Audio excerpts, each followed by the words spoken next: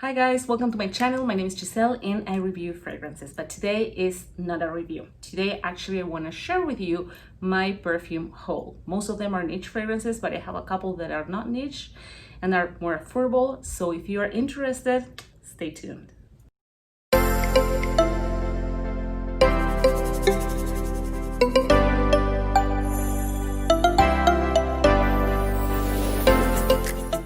So the first one, guys, is Carnal Flower by Frederic Malle, Edition de Parfum. So this is the 1 ounce bottle. This is the smallest one. I always try to buy as small as humanly possible because I have too many perfumes and I want to be able to go through all of them without getting bored or without making them become spoiled. So this is the 1 ounce. It's a beautiful bottle. I don't know why, but smaller bottles usually are more cute. So this is a white floral with a lot of tuberose, a lot of coconut. I am surprised even with myself because I don't like tuberose, to be honest with you. I hated tuberose. Now it started to grow more on me because I realized that everything boils down to how well it is blended and how well it works out with the other notes. And in this particular case, I love this fragrance. It's super refined, super sophisticated. I think it's a fragrance that you can pull off all year round, day and night. And by no means, this is a grandma fragrance, as I read in some forums.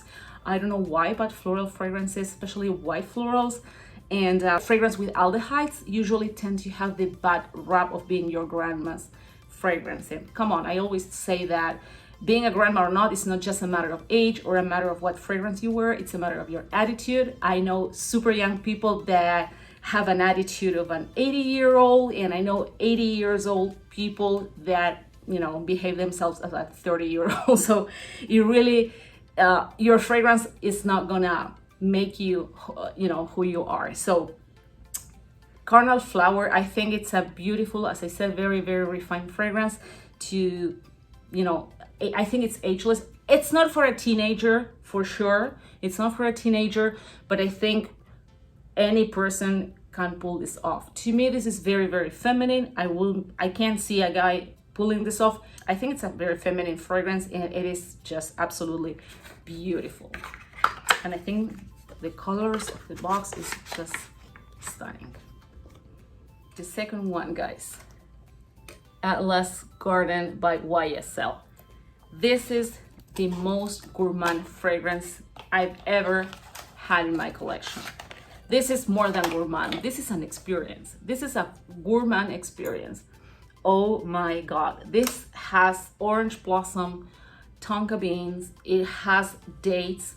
If I have to picture this fragrance, I would imagine a silver plate filled with Middle Eastern pastries like baklava, the juicy, sticky baklava with the syrup and the pistachios and the walnuts and apricots and glazed dates. This is what this reminds me of, or more than reminds me, it really makes me think of. Oh God, this is absolutely stunning. It's super, super, super gourmand, and it is difficult to create a fragrance this gourmand, but still be refined. Usually gourmand fragrances are really nice. I have a lot of gourmand fragrances, but most of them are not really chic. This is mouth watering, but at the same time, it's very sophisticated. I'm sure I haven't had a time to test them. So that's why I said I can't talk about performance, but I can imagine this being a head turner. I can imagine this having like a beast projection, beast sillage, like a beast in all the departments. Super, you know, I haven't even sprayed and I can smell it from the bottle. The cup is magnetic. Super, super, super nice. Atlas Garden by YSL. Absolutely stunning fragrance. The third one, Oud Satin Mood. And as you can see, I purchased the travel set. This is why. So Maison Francis Kurkdjian, this is by MFK. They don't manufacture bottles like small, like an ounce. So the only way to get a small bottle is to buy the travel set, which has 3 vials, three 11 mils vials, and it's actually more than an ounce, and it's more than enough for me. I don't need more. So this is the way I found to buy a smaller bottle. And on the other hand, I did this because I love my Globetrotter. This is the Globetrotter. It's a purse case which comes in this pouch, and it's the most beautiful thing ever created. It's a piece of art. It's so heavy, you guys, you can't imagine. Even the cup is magnetic. It's super heavy. I think it fits super nice here. It looks super chic here. And now to the fragrance. Oud Satin Mood is, I think it's the most feminine oud I've ever smelled, really, because to me it's very feminine. Needless to say, it's the most feminine of the ouds in the MFK collection. This is slightly gourmand. It's sexy, it's powdery, it's smooth, it's like rounded. It's absolutely beautiful. It's very feminine, as I said. To me, this smells like roses with powdered sugar. This is what this smells to me, and a little bit of vanilla as well. But it is stunning. Maybe more than a little bit. It has vanilla. That's why I get that gourmand vibe, probably from the vanilla. But this is what I picture when I smell this. Roses with powdered sugar. Oud Satin Mood, or this. Oud Satin Mood by Maison Kurkdjian. Moving on, guys. We have here Petit Matin by Maison Kurkdjian. I love the house. And I love this one, Petit Matin. I used to have the 11 ml vial, but I ran out of that, and I like the fragrance enough to buy a full bottle, and I love it. This is, I would say, this is the most versatile fragrance I have in my collection. This is the fragrance that whenever you need to, you know, put some fragrance on and you don't know, grab this one and you will be good to go. It's a safe fragrance. It's very inoffensive. It's super nice. It makes you feel like polished, makes you feel like you're put together. It's clean, it's crisp. It's it has citrus accords here. It has lemon, it has orange blossom, but there's no harshness here. It's not like the citrus you will get with Dolce & Gabbana Light Blue, which is a beautiful fragrance, but it's totally different. This is like here, and Light Blue, it's here. This is niche citrus. It's amazing. It's super soft and super round and super feminine on my skin. However, this fragrance can definitely be unisex. I can definitely picture a guy pulling this off. Petit Matin by Maison Kurkdjian. So in fifth place, we have Gris Charnel by BDK. Let me tell you guys, I went back and forth so many times before buying this, you can't imagine. I had so many mixed feelings that you can't imagine. I can't describe it. I always liked the fragrance, but there was something there that was bothering me. I couldn't really pinpoint what was that note. At the end, I realized it was the fig. I hate fig in fragrances. I only like fig with cheese, but not in fragrances. I hate fig in fragrances. So I'm really surprised. I'm in shock that I even purchased a full bottle, and this is my only bottle with fig in my entire collection. So Gris Charnel, I left the box here because it's really hard to open it. Gris Charnel belongs to the Parisian collection of BDK, and it was inspired by the people and the energy of the beautiful city of Paris. In each of their fragrances, picture a moment or picture and something about that city. And in this particular case, the house wanted you to experience the feeling when you are cozy in your bed and, you know, right before waking up early in the morning.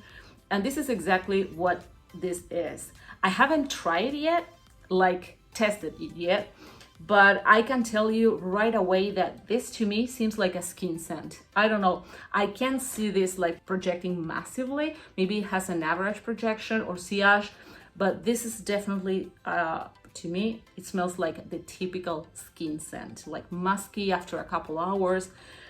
But it's beautiful. It's fig, it's black tea, lots and lots of cardamom. If you don't like spices, if you don't like cardamom, stay away from this one because it's heavy on the cardamom. But still, it is a very Very, very beautiful fragrance. It's woody, it's warm, it's cozy, as I said, it's beautiful. I ended up, after trying decant after decant, I decided to take the leap of faith and buy it, and I can be happier. I love my Gris Charnel.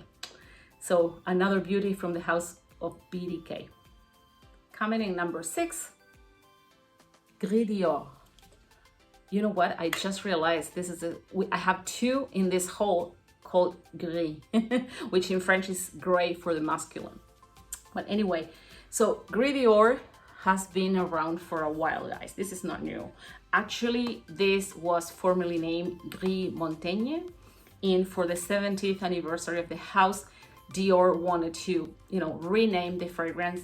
And they say they haven't reformulated, so that's a good thing, because sometimes reformulations really miss on the original notes and they are not the same. But in this case, it's still the same. It's a beautiful fragrance. It's a rose fragrance. I find this a very romantic perfume. It's super romantic. It's like a dewy rose. It has patchouli, has oak moss, probably because the oak moss makes this very like wet, very humid, very dewy.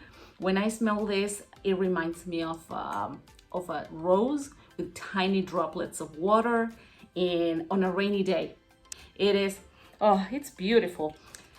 Did you know that Dior uses rose on almost all of their fragrances, and they cultivate and they harvest their own roses? They have a rose garden in Gris in the south of France, in the capital of the perfume world, and they use their own roses.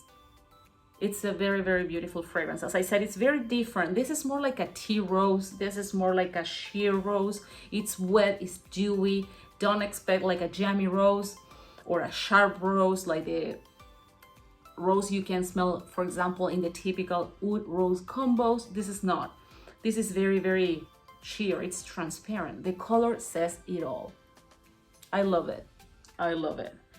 Honestly, I'm super happy with this bottle. This is pretty hard to find. Usually they sell the biggest one, which is way too big. It's not 3.4, it's even larger than that. I think it's, 3.4, no, it's even larger. Yeah, it's huge. And I think I will get bored of that. No matter how beautiful this is, I think I'm gonna get bored. And I heard many people saying that, not about Gridio, but about other fragrances from the house. People who bought the larger bottle, they are bored. They can never finish it. So I'm super happy with my tiny little bottle.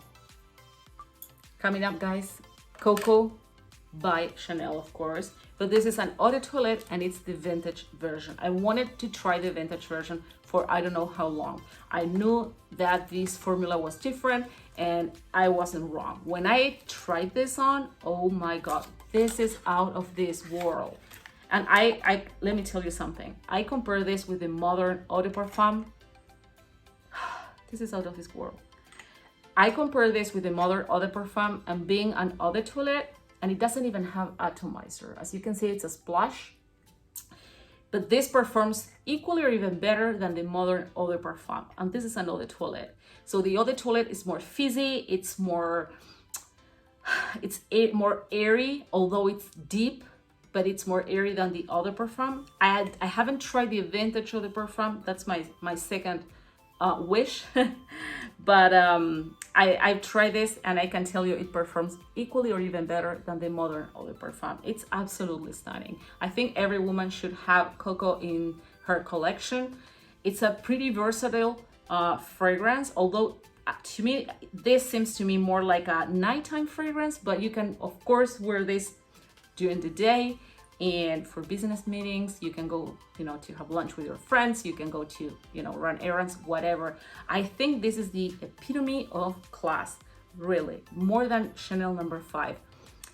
I like the vintage way more than the modern. The modern one, both the eau de toilette and the eau de parfum have like a soapy feeling, like a clean laundry, which I love, but I don't want that in a Chanel perfume. So this has more amber, this is deeper, this is darker, this is sexier, and this is like more mysterious. And again, I'm talking about the eau de toilette, so you can imagine what is the other perfumes. So I'm trying to find one that is sealed. This was sealed, and this is very important because we are talking about a fragrance that is over 35 years old, and I wanted to make sure that the juice wasn't spoiled. So this is sealed. It came in perfect condition. I absolutely adore it, and I can't wait to get the other perfume. And if you want, guys, one day I can make compare between vintage and the modern version. So let me know in the comments below if you would be interested. But this, if you have a chance to find this, go for it.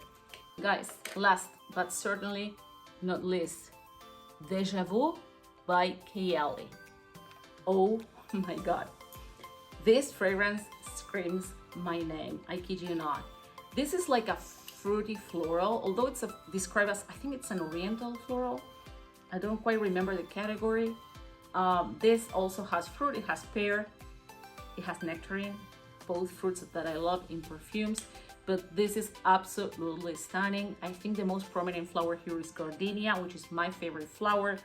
It's also woody, it's earthy, it has a lot of patchouli.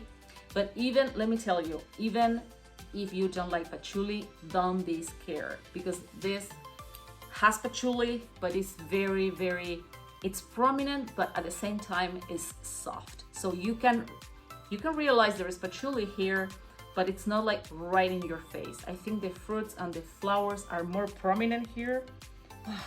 This is creamy, it's luxurious, it's sexy, it's flirty. This is one of the few cases where I will buy the large bottle. I didn't want to take the risk and just bought this one. After I purchased this one, I realized they have the miniatures as well. That's what I should have purchased instead of this one, but I don't regret, because I love this. And as I said, when I run out of this, I will buy the larger bottle.